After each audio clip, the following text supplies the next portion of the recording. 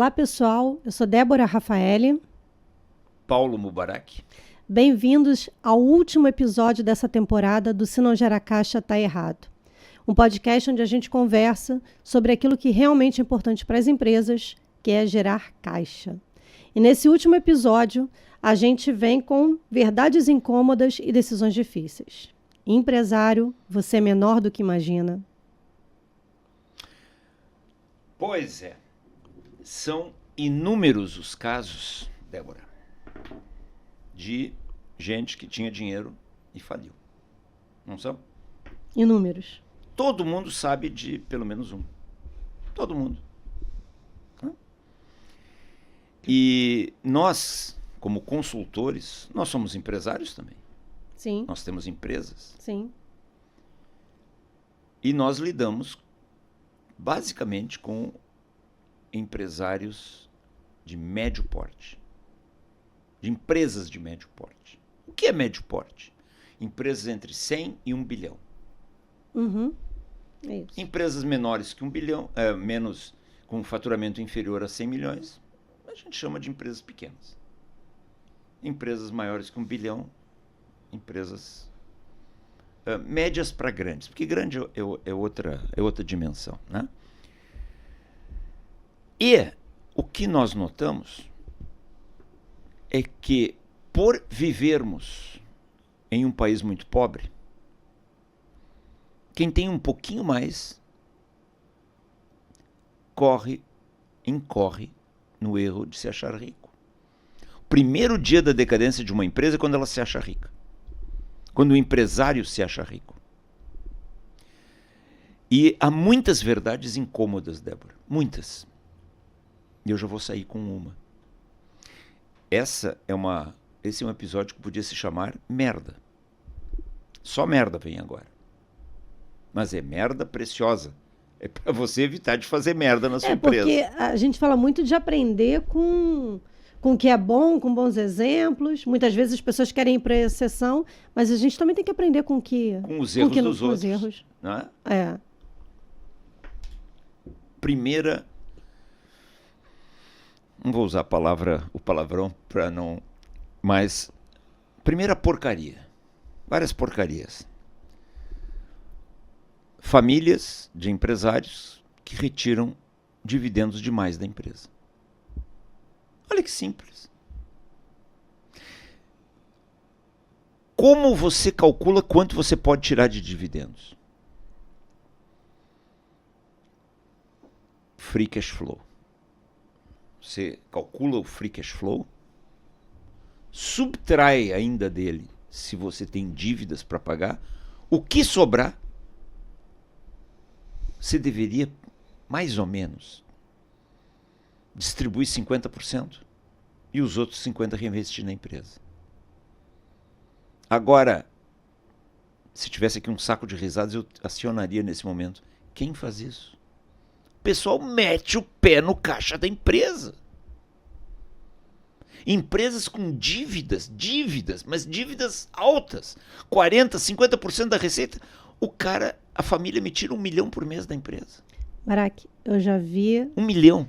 Eu já vi empresa pegar empréstimo em banco para pagar dividendo. Ah, mas... Para distribuir, né? Não dá nem para chamar de dividendo, facílimo. Né? Mas para poder distribuir. Mas... E o pior é que enquanto o dinheiro está entrando, ninguém para prestar atenção no fluxo de caixa, né? Não é? Mas é um suicídio. Você tá com o carro embicado pro abismo e você acelera, cara. E você não tira o pé do acelerador. Aquele dividendo para você é sagrado. O que é sagrado para você é um prolabore que dê para você sustentar minimamente sua família, empresário. E se você estiver na empresa, né? Se você trabalhar na empresa. Senão não tem prolabore. E você que não é empresário e que pretende não ser nunca você, essas lições que a gente fala para empresas, elas valem para você também. Claro. Como é que um sujeito que ganha 10 mil reais por mês gasta 13? É a mesma situação. Um cara que ganha 10 mil não pode gastar nem os 10 mil. Mas lógico que não, você tem que fazer colchão de segurança. Claro. Você não pode viver aos 100% ou 120% do dinheiro que você ganha. Mas esse é uma regra muito, muito básica. Por isso que quando uma pessoa está desesperada, porque passou a vida inteira gastando mais do que ganha, apesar de gente como nós estar produzindo conteúdo, nós e um monte de outros produzindo conteúdo gratuito na internet, dizendo não faça, não faça, não faça. Mas se você fez, você merece morrer pobre e merece ter que entregar os seus bens todos para os seus credores ou para alguém que aproveite a oportunidade. Não merece? Pô, eu estava endividado, aí veio um cara, o meu apartamento vale 5 milhões e ele ofereceu 3 e eu tive que vender, ele é um explorador. Não. Ele está jogando o jogo do mercado, bem feito para você. Você criou a sua cova. Não gaste mais do que você arrecada. E mantenha um colchão de segurança ainda por cima. A retirada de dividendos tem que ser algo muito disciplinado numa empresa. Senão acontece isso, né, Débora? Você pega a dívida para pagar dividendo. Não tem sentido nenhum. Você lembra que do dia para a noite as ações do Magazine Luiza caíram? Sim. O que você acha que aconteceu? Ah, foi lacração, não sei o quê. Não foi. O pessoal, os investidores mais sofisticados, não o Sardinha, eles viram que havia distribuição de dividendos sem geração de caixa. Então, da onde vinha o dividendo? Da dívida. Por isso, mas a lei brasileira diz que se você tiver lucros, você pode distribuir até tanto, não sei o que, deve distribuir no mínimo 20% ou 25%, sei lá, dos lucros. Mas lucro é um número contábil, é um número merda. Não sei se já falaram para você, lucro, nem se fala no EBITDA, mas mesmo o lucro líquido, ele é um número meio merda, cara. O que interessa é quanto desse lucro líquido virou caixa livre.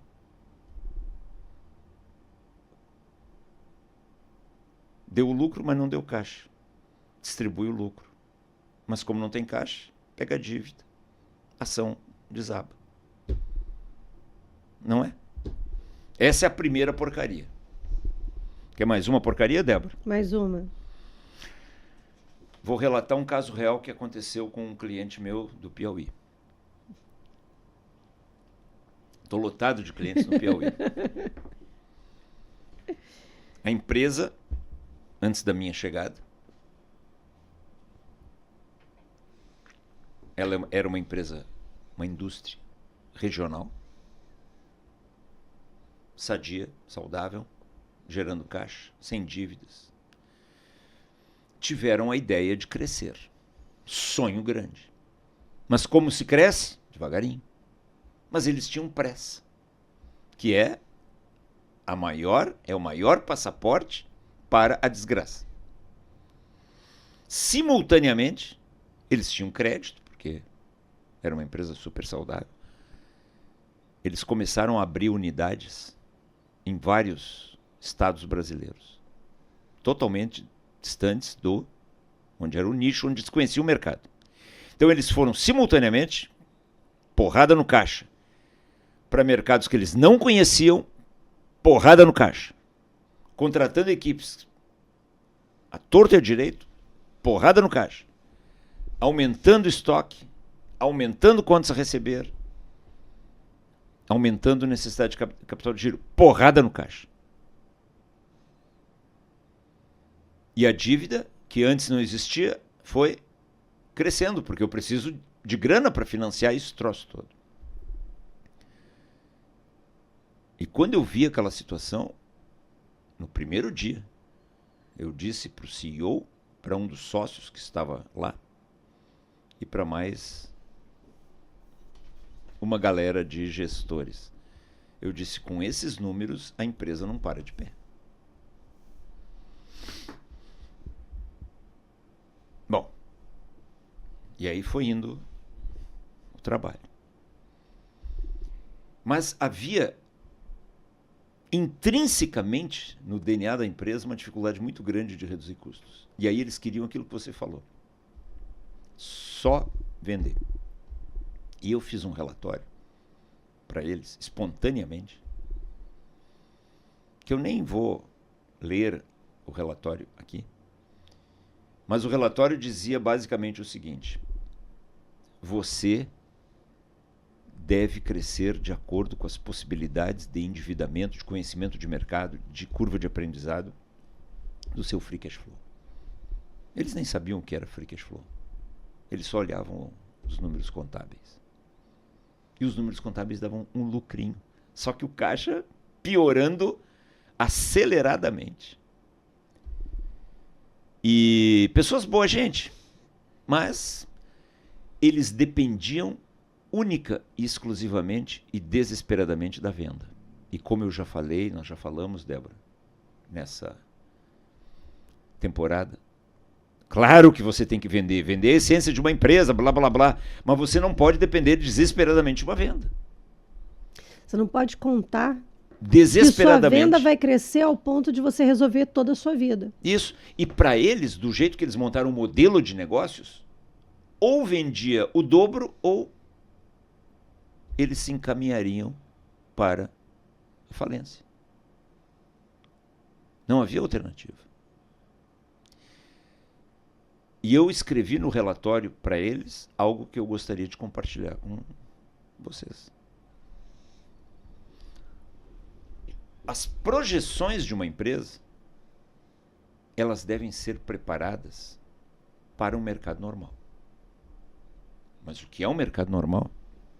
Um mercado normal é um mercado com altos e baixos, com anos bons e anos ruins, e que decresce mais do que cresce em velocidade. Num país onde o PIB é pequenininho, o crescimento do país é pequenininho, da onde você vai tirar recursos financeiros, recursos humanos, para crescer 30% ao ano? Da onde? A não ser exceções, essa não é a regra. Então você tem que preparar a sua empresa para um mercado com altos e baixos, crescendo um pouco nos momentos altos, consistentemente, e nos momentos de mercado baixo, não caindo a ponto de anular os crescimentos anteriores. E não se iluda, se em algum momento você teve um crescimento muito grande, porque houve um evento, aconteceu alguma coisa diferente, não se iluda que isso vai se repetir. Que eternamente o crescimento vai se comportar da mesma maneira, né? O CEO de uma empresa, ele não controla o mercado, correto?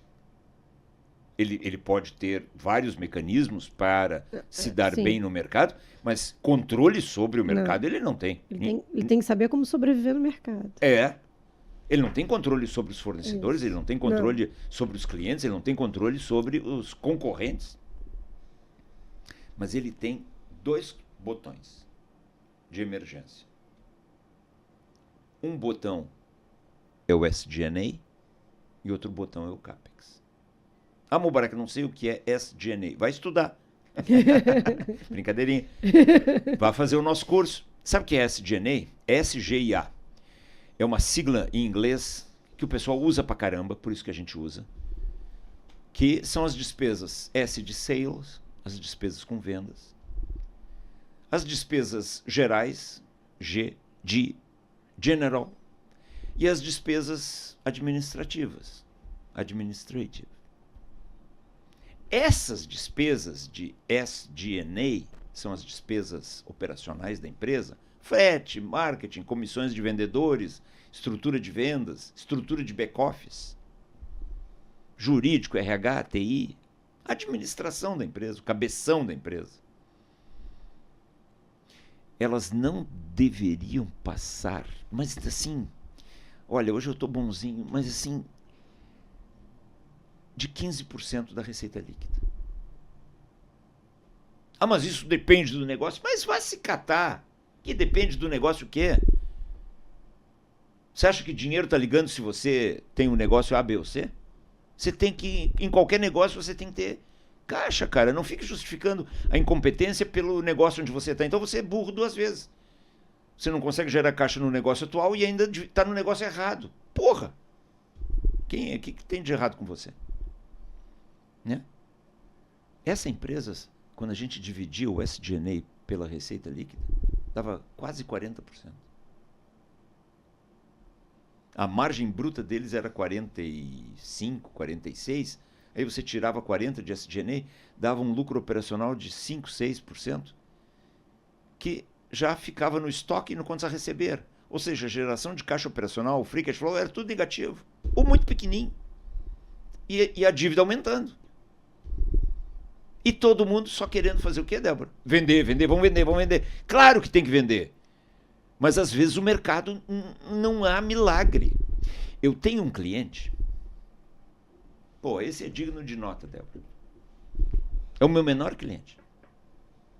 Novamente, não vou dizer o nome para preservar, mas é um grande exemplo.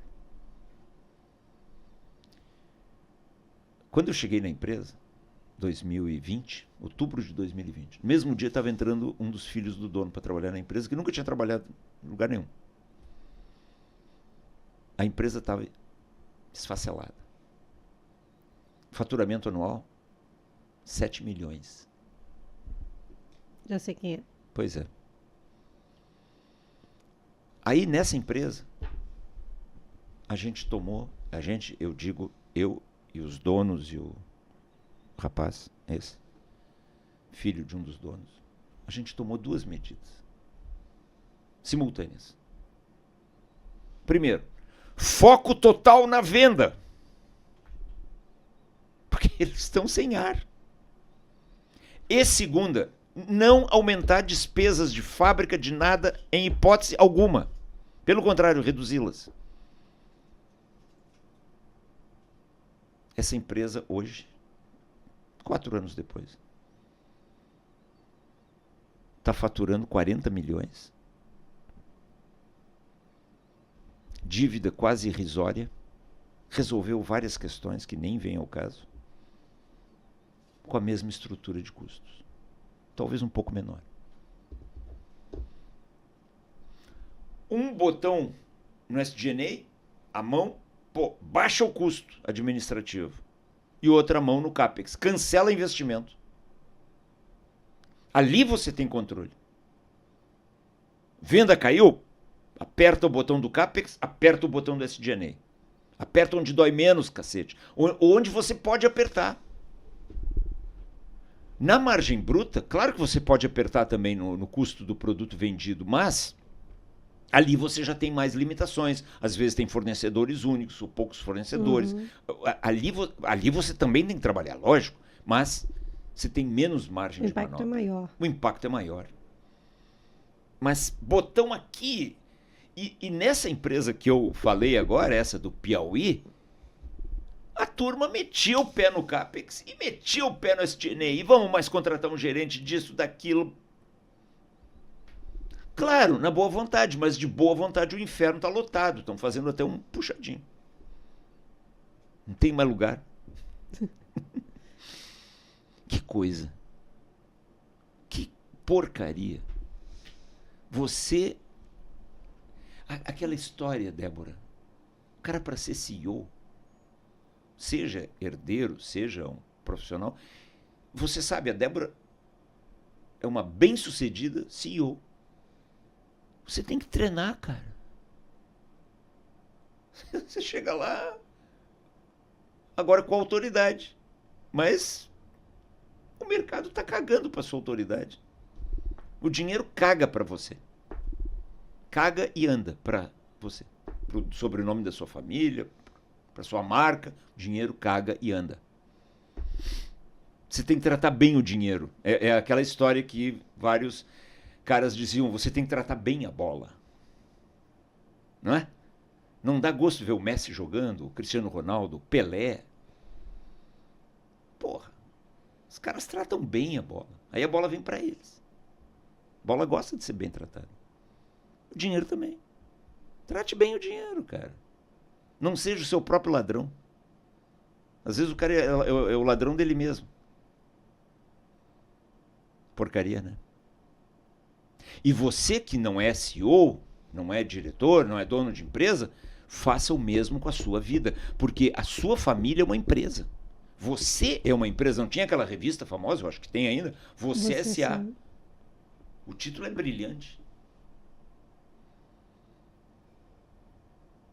Esses dias um cara me disse assim, um empresário. Porra, tu viu aquele outro empresário lá? Cidade pequena.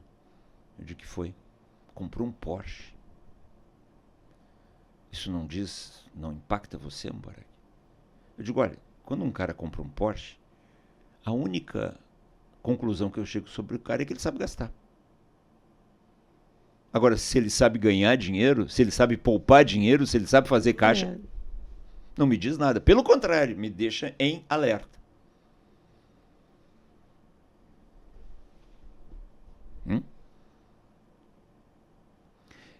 Eu já fui conselheiro de 2 ou 3 empresas de capital aberto. Hoje sou conselheiro de uma empresa de capital fechado. Mas já fui conselheiro de empresas de capital aberto. E numa delas, a empresa estava muito mal de caixa. E escolheram um novo presidente. Escolheram, eu digo, o conselho, então foi por votação, não sei o quê. A minha turma do conselho perdeu a votação, veio um cara. Aí jantou conosco, não sei o quê. Ele está subordinado a nós. O conselho está acima do presidente da empresa, do CEO. E eu, casualmente, cuidava do comitê do conselho que lidava com as finanças. Tem conselhos com esses comitês. E um dia ele me ligou, o presidente. Olha só, presidente. E disse, Mubarak, tudo bem? Diz ele assim, eu ganhei um Audi da empresa, usado, que era do outro presidente. Já está com 3 anos e você, como conselheiro, precisa autorizar a troca por um 0. Pode ser? Aí eu disse para ele, um momentinho.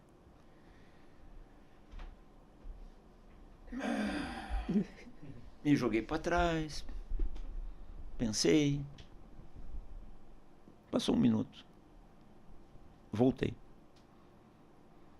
Porque a vontade que eu tinha, por isso que eu respirei, era dizer, mas ô filha da puta, a empresa está com um problema grave, você quer trocar o Audi? Aí voltei. Aí eu disse para ele, eu estava consultando aqui números. A resposta é não.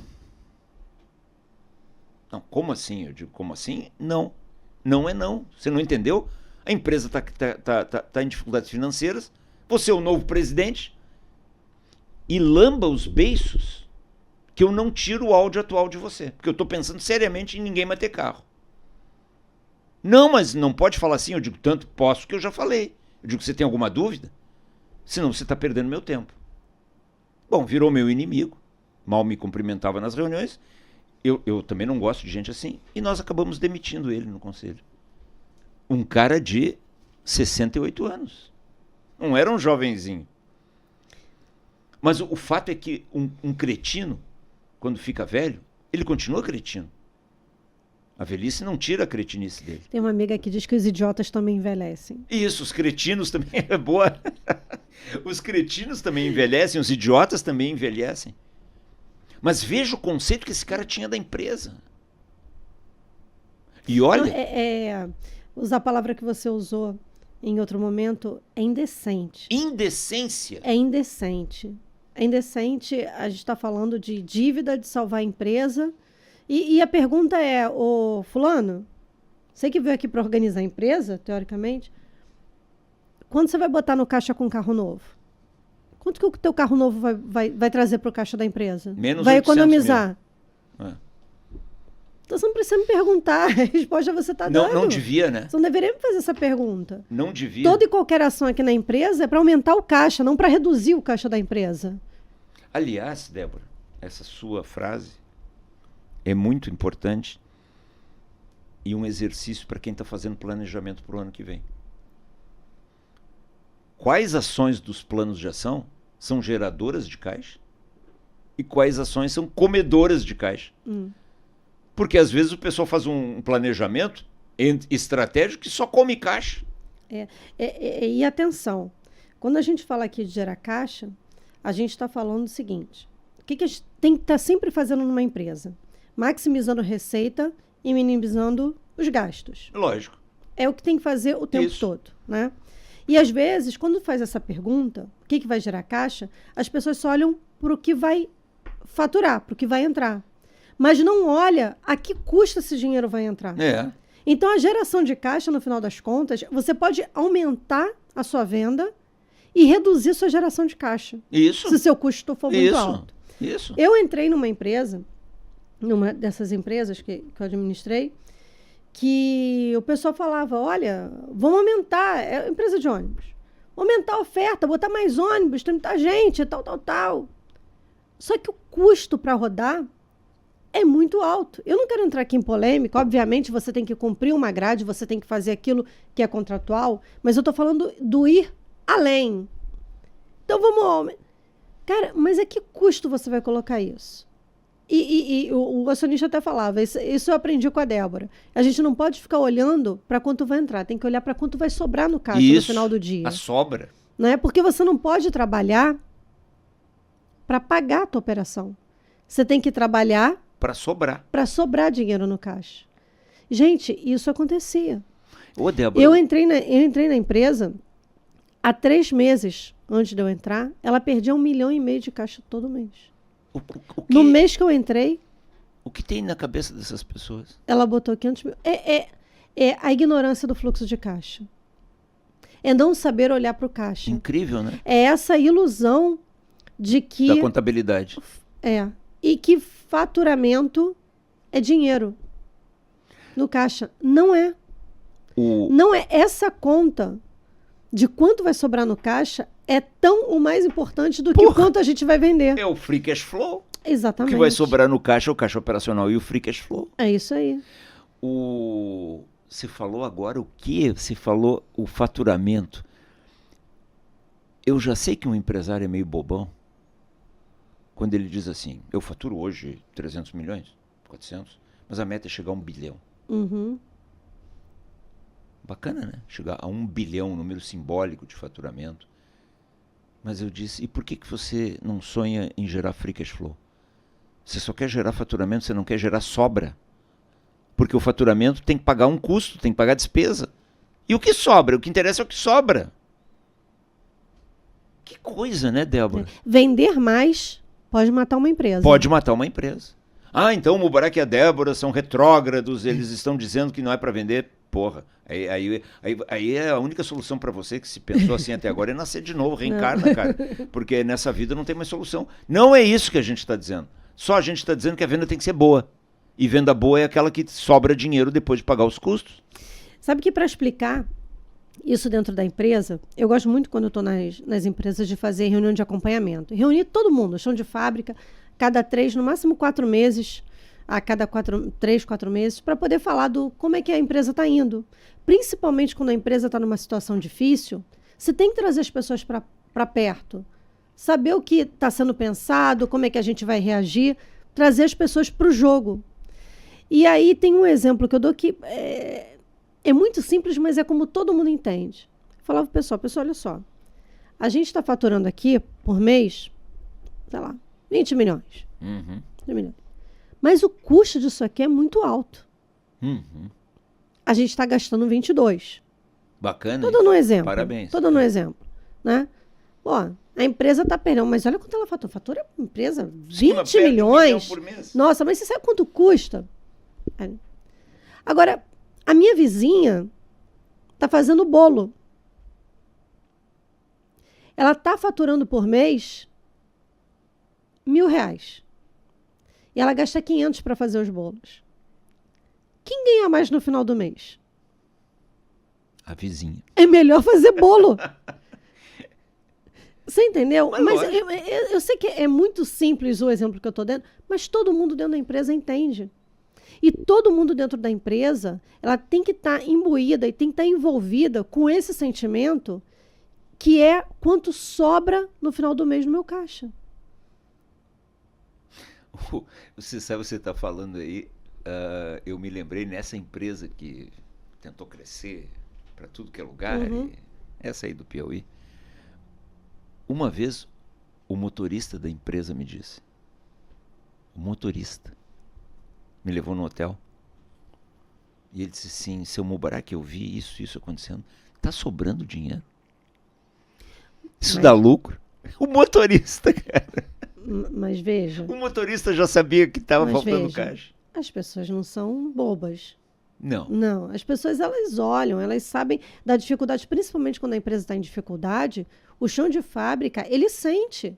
Porque falta a peça que ele precisa, lógico. Porque demora a chegar, porque está com dificuldade no fornecedor. É lógico. Cara, e se o exemplo não vier de cima para baixo, qual é a mensagem que você está passando para a tua equipe?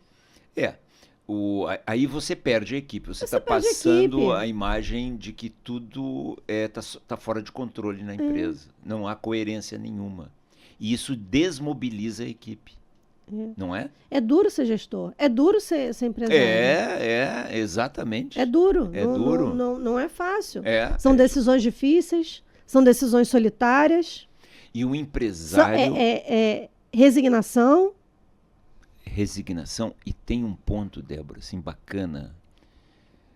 Eu sempre digo, você sabe a diferença entre sofrimento e sacrifício?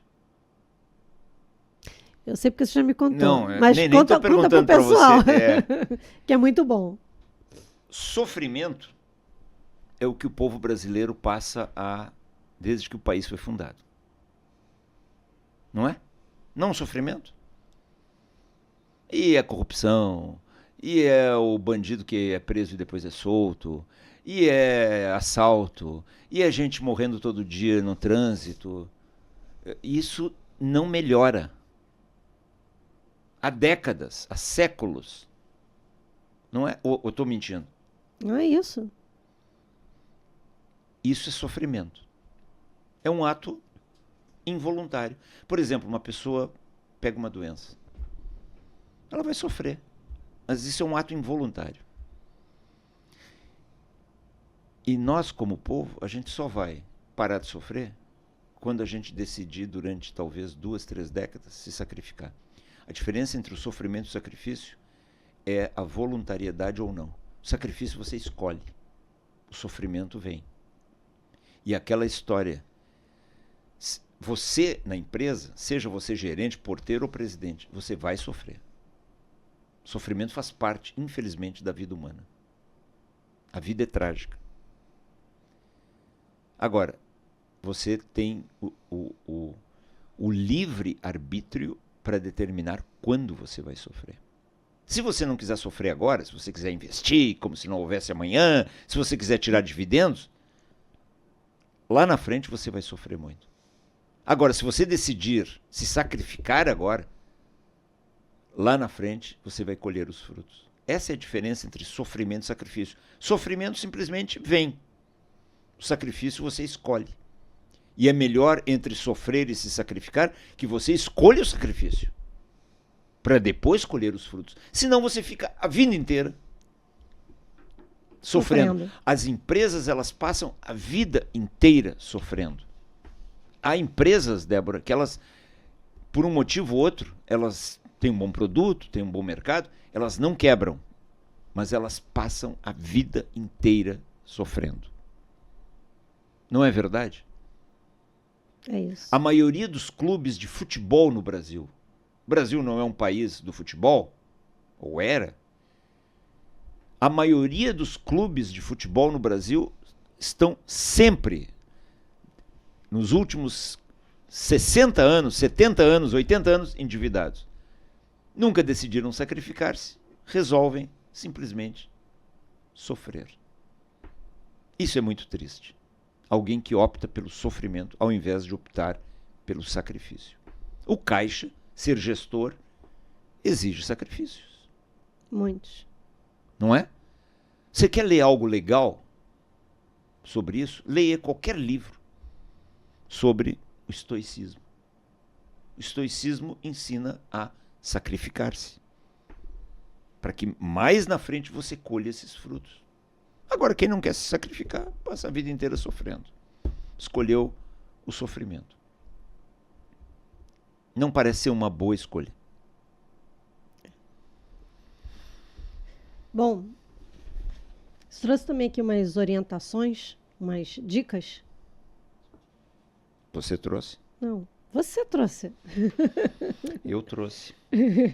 Mas eu quero compartilhar dentro dessas dicas, dentro dessas orientações. Muitas delas você já até falou, né? É. Mas tem duas aqui especial. Tente vender com venda boa. Para isso você tem que reduzir custos. Eu às vezes vejo, Débora, gurus falsos, caras até às vezes bons, falando, não, essa história só de reduzir custos, isso já era, tem que inovar. Que papo ruim. Na verdade, esse é o papo da mediocridade do ou. Ou você reduz custos ou você inova. Ou você reduz custos ou você privilegia a qualidade. Esse é o papo do medíocre. Existe um princípio budista que diz que o ou é medíocre e o e é genial. Você tem que reduzir custos, e inovar, e vender. Para isso você precisa desta resiliência, desta dose de sacrifício. E de inteligência. E de inteligência. Para poder saber fazer essas coisas. Se você não sabe, simultaneamente. tem que pedir ajuda. É. Você não tem que escolher. Uhum. Não deve. Outra orientação. Esteja sempre com um executivo responsável pela necessidade de capital de giro. Com meta. Meta para necessidade de capital de giro, com o responsável. Meta para geração de caixa operacional, com o responsável. Meta para free cash flow, com o responsável. Não fique só bobamente dando metas para vendas e para lucro. Não compartilhe metas. Meta tem que ter um dono. Um dono. Tem que ter um dono. A gente tem que saber para quem a gente pergunta sobre aquela meta. Quem a gente vai abraçar? Se bateu a meta pela frente? Tem que ter um dono. Se não bater a meta. Se for compartilhada, não tem ninguém olhando para ela. É. Um tá achando que o outro tá olhando. Reduza riscos jurídicos, contábeis e financeiros na empresa. Muitos empresários não sabem nada de contabilidade, nada de financeiro, nada de jurídico. Muitos gestores, pessoas jovens muitas vezes, engenheiros, trainees, assistentes, querem subir numa empresa, são ignorantes em finanças, em leis e em contabilidade. Ah, mas não é minha área. Isso é formação complementar. Esses dias eu vi alguém dizendo, Débora, um estrangeiro, não me lembro quem foi, um cara do mundo do futebol. Ele disse assim, olha, Messi é um dos maiores jogadores da história. Cristiano Ronaldo, então, nem se fala.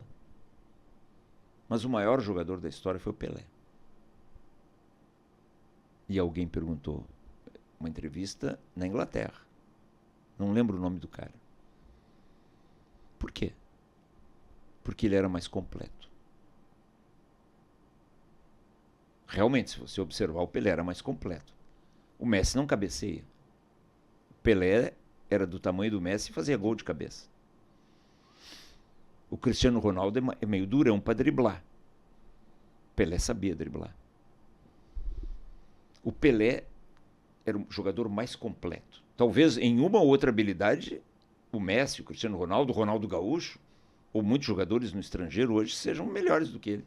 Mas no todo era o mais completo. Então, se você é assistente numa empresa, estagiário, trainee, menor aprendiz, porteiro, como é que você sobe na vida? Se você é empresário, como é que você cresce? Vale para todos. Seja mais completo.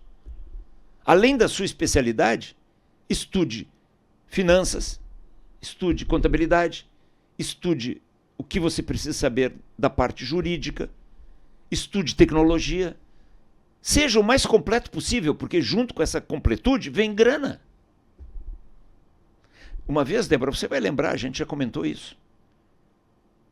Uma moça chegou para mim e disse assim, numa empresa: ô, seu Mubarak, posso fazer uma pergunta? Claro. O senhor acha justo? Quando começa a pergunta assim, eu já sei que vem o Cristiano Ronaldo ganhar em um mês o que um professor ou um médico do SUS leva a vida inteira para ganhar? Eu disse para ela, só antes de responder, deixa eu só corrigir. Um professor ou um médico do SUS, para ganhar o que o Cristiano Ronaldo ganha, ele vai ter que reencarnar umas 8 vezes. 8 vidas talvez ele consiga. Talvez. Aí ela riu, então. Eu disse para ela, plenamente justo. Aí ela...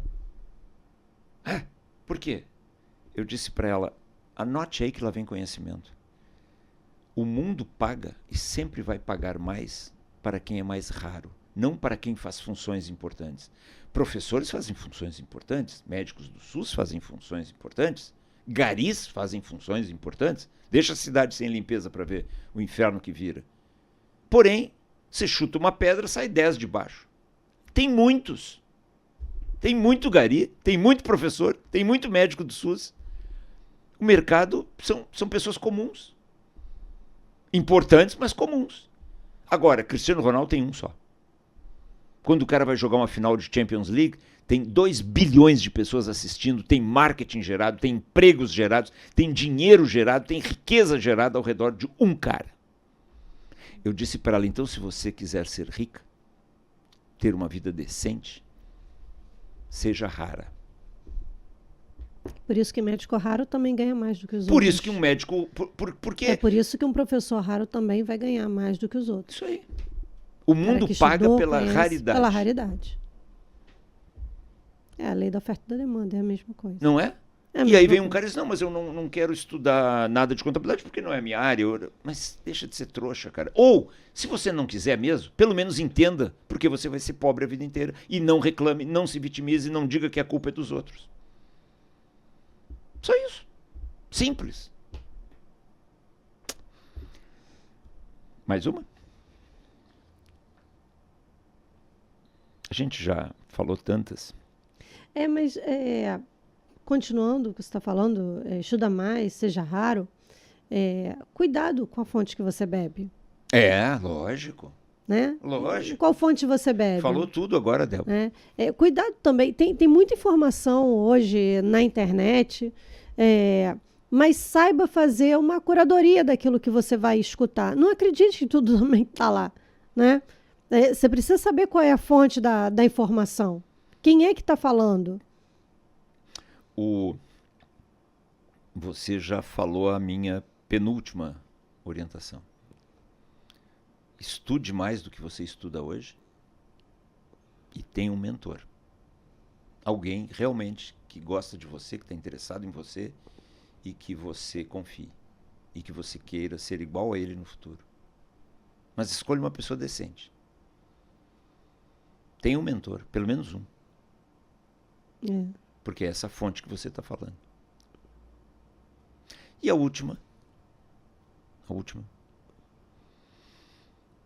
Bote uma lupa na área de compras.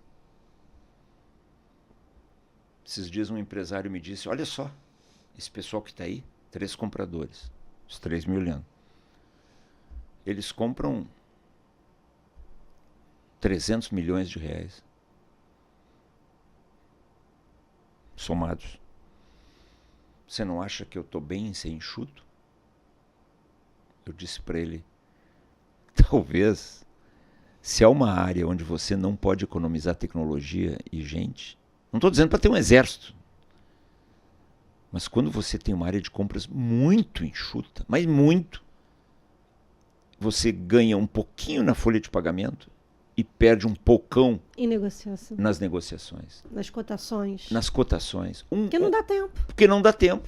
O cara compra, cada um ali compra 100 milhões. Exatamente. Que tempo esse cara tem de prospectar fornecedores? Que tempo esse cara tem de homologar fornecedores? Que tempo esse cara tem de visitar fornecedores? Que tempo esse cara tem de buscar produtos mais baratos?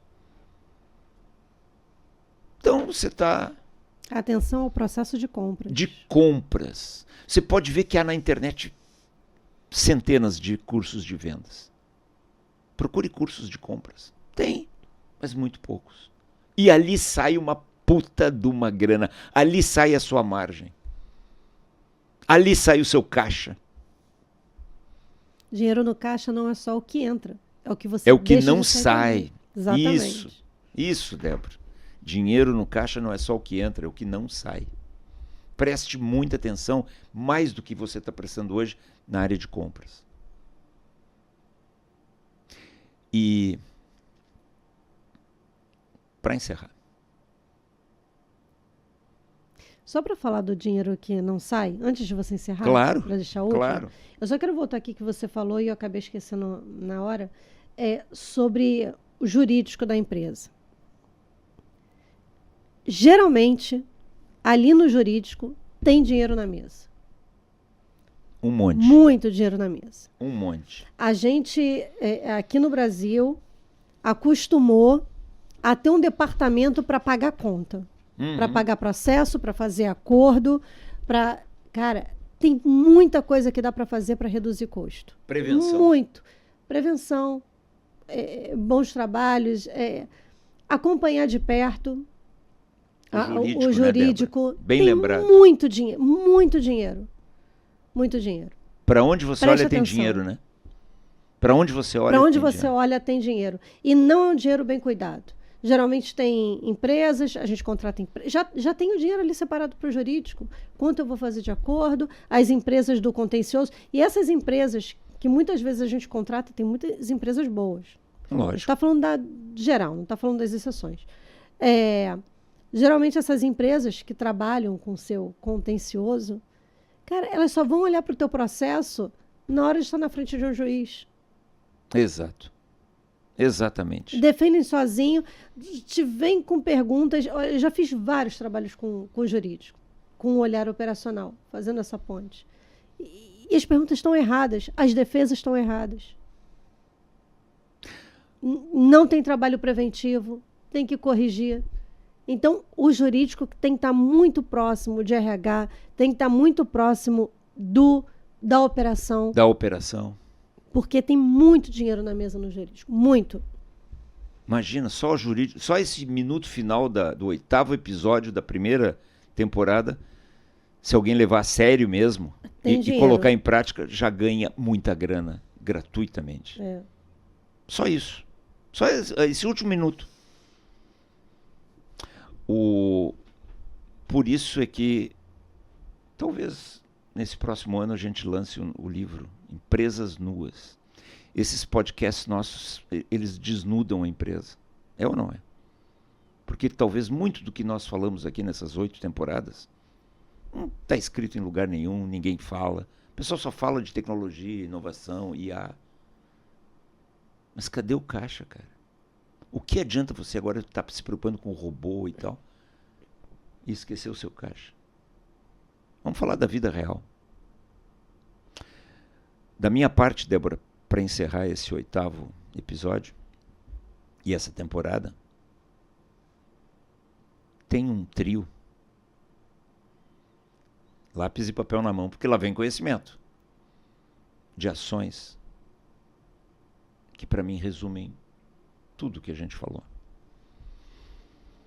Sabe quem se dá bem na vida? Quem cresce na carreira? Empresas que crescem no mundo corporativo? Quem faz essas 3 ações em alta intensidade. Ação número 1. Aprender mais. Ação número 2. Poupar mais. E ação número 3. Trabalhar mais. Não acredite em quem diz que você tem que trabalhar menos, tem que viver mais a vida. O que adianta viver a vida com pouco dinheiro no bolso? Você é um trouxa. Aprender mais, trabalhar mais e poupar mais. Esse é um trio bem poderoso. É isso. Bom, então a gente chegou ao final dessa primeira temporada. Mas a gente continua nas redes, a gente continua com os vídeos os vídeos, 2, 3 por semana no canal da Mubarak Consulting. Mandem perguntas, mandem sugestões de temas, visitem as nossas redes sociais. Na descrição desse vídeo você encontra os links, você encontra... temos indicação de livro desse episódio? Não. Nós temos a indicação dos vídeos. Dos vídeos. Porque os vídeos têm ali tá coletânea de casos reais, casos reais, de vida real, de empresas nuas, de mercado nu. Uhum. Assista o nosso vídeo gratuito, que está lá no nosso curso Se Não Gera Caixa Tá Errado. Na descrição desse vídeo também tem um link para essa página. Você pode assistir lá uma aula gratuita. E que no final das contas, tudo que a gente fala aqui é para gerar caixa. Se não gera caixa, tá errado. Não é isso? Mandem perguntas para nós. Cabeludíssimas. Aquela Peçam ajuda. Pergunta que, puta, você sempre quis fazer, ninguém respondeu, o pessoal passou por cima. Mano. É isso. É isso. Obrigada a quem nos acompanhou nesses 8 episódios. Muito obrigado. E até a próxima temporada. Tchau, tchau.